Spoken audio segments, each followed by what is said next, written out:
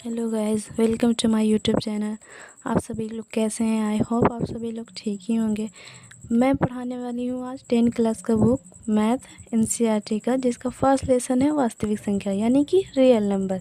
इस real number में परिचय बताने वाली हूँ यानी कि इंट्रोडक्शन जैसा कि आपने सुना होगा। रियल नंबर में शांत, अशांत, दशमलव प्रसार, वास्तविक संख्या में तो मैं यही सारे बताने वाली हूँ कि आखिर ये सब होता क्या है। तो आप लास्ट तक ज़रूर देखें इस वीडियो को ताकि आपको समझ में आए। तो मैंने आपको समझाने के लिए पहले से ऑलरेडी मैंने इस कॉपी पे उतार रखा है ताकि आपका टाइम ज़्यादा ना हो, इसलिए आप समझ सकें कम समय में। तो चलिए मैं समझा रही हूँ वास्तविक संख्या का इंट्रोडक्शन यानी कि परिचय। आखिर होता क्या है। जैसा कि आप जानते हैं कि परिमेय संख्या यानी कि रैशनल नंबर, किसी संख्या को परिमेय कहते हैं यदि p/q के रूप में लिखा जा सके, जहाँ p और q पूर्णांक है। हेलो गाइस, जी गाइस, जहाँ p और q पूर्णांक होना चाहिए।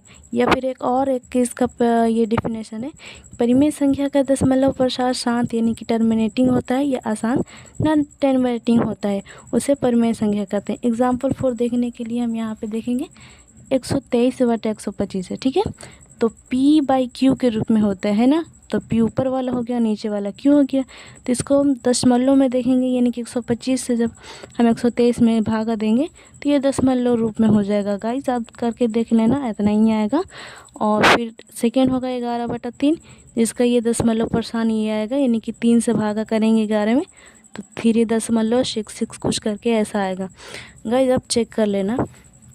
आप परिमेय संख्या किसे कहते हैं? तो इरेशनल नंबर्स वह संख्या है जिसे p/q के रूप में नहीं लिखा जा सकता। जी हाँ दोस्तों, जैसे कि परिमेय संख्या लिखा जा सकता है p/q के रूप में और अपरिमेय संख्या p/q के रूप में नहीं लिखा जा सकता है, जहाँ p और q पूर्णांक है और q = नॉट ज़ीरो।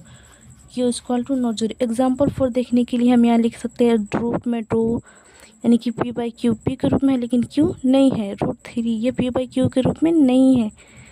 इसका दशमलव प्रसार शांत अशांत, मतलब कि जैसे कि ये परिमेय संख्या में दशमलव प्रसार शांत होता है और अपरिमेय अशांत होता है। गाइस इसमें एक और आता है, एक एल्गोरिथम होता है। एल्गोरिथम क्या होता है? तो ये एक प्रकार की समस्या का हल प्राप्त करने की चरणबद्ध प्रक्रिया या स्टेप बाय स्टेप प्रोसीडर को ही एल्गोरिथम कहते हैं। परिमेयिका या लेका या इसको लेमा भी कहते हैं। जहाँ तहाँ लेमा देखें तो इसका मतलब चौंकने वाली बात नहीं है, लेमा भी हो सकता है। तो लेमा एक सिद्ध कथन होता है जिसकी सहायता से दूसरे कथन सिद्ध किए जा सकते हैं। यानी कि एक लेमा को जैसे कि फॉर्मूला ही है, इसके द्वारा किसी कथन को सिद्ध किया जाता है। अब रही बात यूक्लिड का भाग एल्गोरिथम विभाजन, यही हमारा है भाई। ये यूक्लिड विभाजन वास्तविक संख्या का एक यूक्लिड विभाजन, एक वैज्ञानिक का नाम यूक्लिड है। और इसका किन्हीं दो धनात्मक पूर्णांक a और b के लिए ऐसे अद्वितीय यानी यूनिक पूर्णांक q और r प्राप्त होते हैं, जैसे कि a = bq + r, जहाँ 0 से बड़ा होना चाहिए r या बराबर होना चाहिए r यहाँ पे हमारा शेषफल होता है और शेषफल से बड़ा होना चाहिए b यानी कि भाजक। q को भागफल कहते हैं, जैसे कि समझ आ रही है यहाँ पे क्यूटिनेट, और r को कहते हैं शेषफल, रिमाइंडर कहते हैं।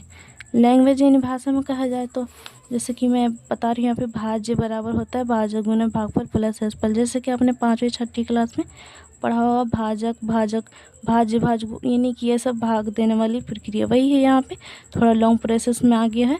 तो a = b यानी कि भाजक को b कहते हैं और भागफल को q बोलते हैं और प्लस r को शेषफल कहते हैं। तो हमारे यहाँ से सूत्र हो जाता है a = bq + r। इसी फॉर्मूला पे आगे चल के बनाने। तो गाइज़ आपको इस वीडियो को अच्छा लगा हो तो प्लीज़ लाइक और सब्सक्राइब शेयर ज़रूर करें। मेहनत करती हूँ आप लोग के लिए। अगर अच्छी लगा हो तो वीडियो को ज़रूर लाइक करें। Bye bye.